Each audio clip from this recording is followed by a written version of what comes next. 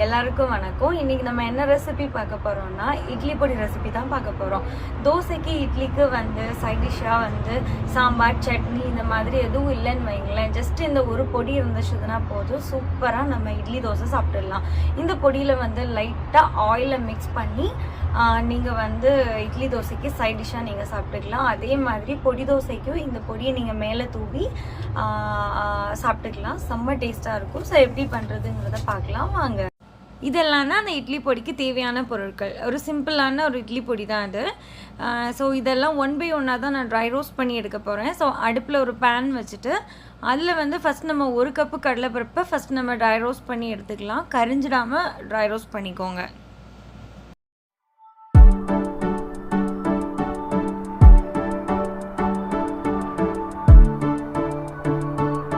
இதை நல்லா dry roast பண்ணிட்டோம். இதை இன்னொரு பிளேட்டில் நம்ம செப்பரேட் பண்ணி வச்சுக்கலாம். அதுக்கப்புறம் நம்ம உளுந்தம்பருப்பை திரும்ப நம்ம ட்ரை ரோஸ்ட் பண்ணிப்போம். இதுக்கு நீங்கள் தொலி இருக்கிற உளுந்தம்பருப்பு எடுத்துக்கிட்டிங்கன்னா நல்லா டேஸ்ட்டாக இருக்கும். ஒயிட் கலர்னாலும் ஓகே தான், பிரச்சனையே இல்லை. பட் இது கொஞ்சம் டேஸ்ட் நல்லா இருக்கும். ஸோ இதையும் நம்ம ட்ரை ரோஸ்ட் பண்ணிக்கலாம்.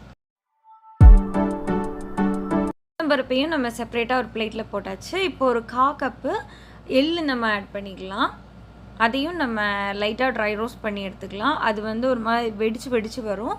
ஸோ அந்த டைமில் அதை நம்ம செப்பரேட் பண்ணிடலாம். அப்புறம் எள்ளு வறுந்ததுக்கப்புறம் நம்ம உங்கள் காரத்துக்கேற்ப நீங்கள் ட்ரை சில்லி ஆட் பண்ணிக்கலாம். அப்புறம் ஒரு 3 பூண்டு ஆட் பண்ணியிருக்கிறேன், சின்ன பல். அப்புறம் ஒரு பிடி கருவேப்பிலையும் நான் ஆட் பண்ணி அதை நல்லா ட்ரை ரோஸ்ட் பண்ணி எடுத்துக்கலாம்.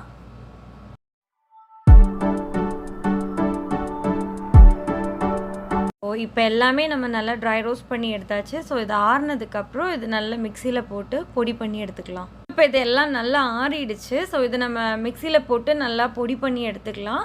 2 பேட்சாக கூட நீங்கள் போட்டு நீங்கள் பொடிச்சு எடுத்துக்கலாம். இது பொடிக்கிற டைமில் தான் இதில் கொஞ்சமாக நீங்கள் பெருங்காயத்தூள் நீங்கள் ஆட் பண்ணிக்கணும். ஒரு 1/2 டீஸ்பூன் நீங்கள் பெருங்காயத்தூள் ஆட் பண்ணிக்கலாம். அப்புறம் உங்கள் தேவைக்கேற்ப நீங்கள் சால்ட்டும் இதில் ஆட் பண்ணி நல்லா பிளெண்ட் பண்ணி நீங்கள் எடுத்துக்கலாம். இதை